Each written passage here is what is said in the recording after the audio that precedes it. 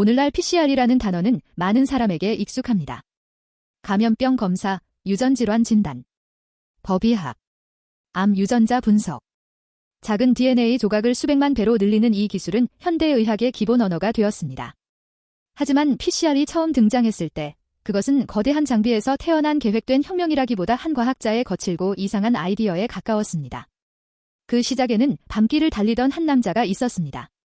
그 남자의 이름은 캐리 멀리스였습니다. 멀리스는 뛰어난 화학자였지만 과학계의 모범생 같은 인물은 아니었습니다. 자유분방했고 논쟁적이었고 때로는 동료들을 당황하게 만들었습니다. 하지만 그는 DNA를 다루는 실험에서 한 가지 불편함을 분명히 보았습니다. 분석하려는 DNA가 너무 적다는 것. 작은 흔적을 보려면 먼저 그것을 키워야 했습니다. 멀리스는 이 문제를 아주 단순한 질문으로 바꾸었습니다. 원하는 DNA 조각만 골라서 계속 복사할 수는 없을까? 1980년대 초, 멀리스는 세터스라는 생명공학 회사에서 일하고 있었습니다. 그곳에서는 DNA 합성과 진단 기술이 빠르게 발전하고 있었습니다. 하지만 실험은 느리고 번거로웠습니다. 특정 DNA를 찾으려면 많은 시간과 노동이 필요했습니다. 멀리스의 아이디어는 이 과정을 뒤집는 것이었습니다. DNA 두 가닥을 열고 짧은 프라이머를 붙이고 효소로 세 가닥을 만들고 다시 반복한다. 이론상으로는 매 주기마다 DNA가 2배씩 늘어납니다. 처음에는 너무 단순해서 오히려 의심스러웠습니다. 반복하면 기하급수적으로 늘어난다. 그 말은 아름답지만 실험실에서는 아름다운 생각이 쉽게 깨집니다. 온도를 올리면 DNA는 벌어집니다. 하지만 그 열은 효소도 망가뜨립니다. 처음 PCR은 주기마다 효소를 새로 넣어야 했습니다. 아이디어는 강력했지만 실험은 불편했습니다. 혁명은 아직 자동화된 기계가 아니라 사람 손으로 붙들고 있는 절차였습니다.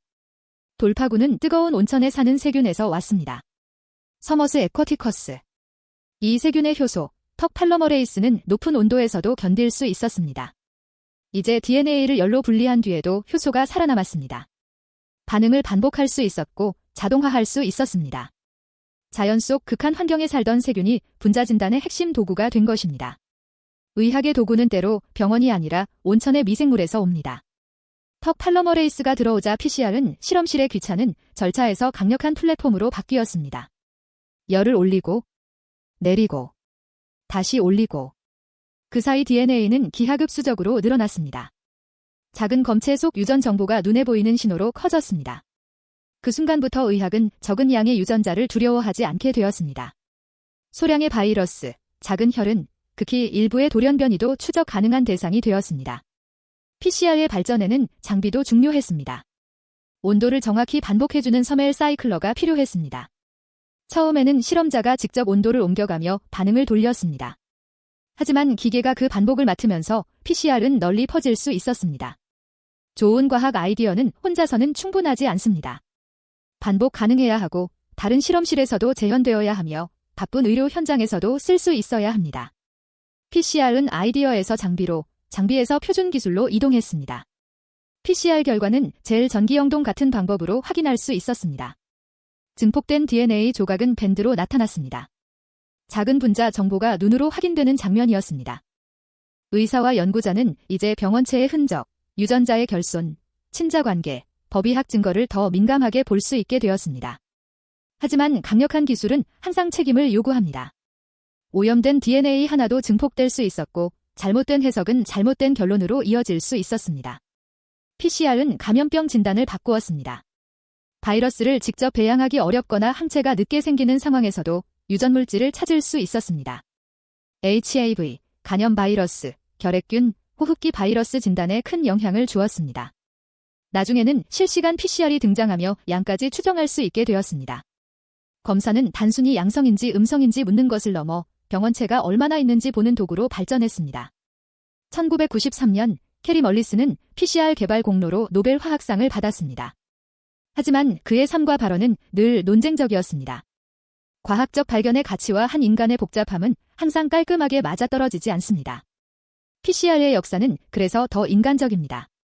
천재적인 아이디어, 거친 성격, 동료들의 실험과 회사의 기술 개발, 그리고 전 세계 연구자들이 쌓아 올린 개선이 함께 만든 결과였습니다. 오늘날 PCR은 더 빠르고 정밀해졌습니다. 실시간 PCR은 증폭 과정을 실시간으로 추적합니다. 디지털 PCR은 극소량의 변이까지 더 세밀하게 측정합니다. 암 치료에서는 특정 돌연 변이를 찾고 감염병에서는 병원체의 유전자를 확인하며 신생아와 유전질환 검사에도 사용됩니다. PCR은 DNA를 복사하는 기술이지만 실제로 복사한 것은 의학의 가능성이었습니다. 보이지 않던 것을 반복해서 크게 만든 것입니다. PCR은 우리에게 중요한 교훈을 남깁니다. 의학의 큰 변화는 때로 아주 작은 문제에서 시작됩니다. 검체 속 DNA가 너무 적다. 그 단순한 불편함을 해결하려는 시도가 진단, 연구, 법의학, 감염병 대응을 바꾸었습니다. DNA는 원래 작고 조용합니다. PCR은 그 조용한 신호를 들을 수 있을 만큼 크게 만들었습니다. 그래서 PCR은 단순한 실험 기술이 아닙니다.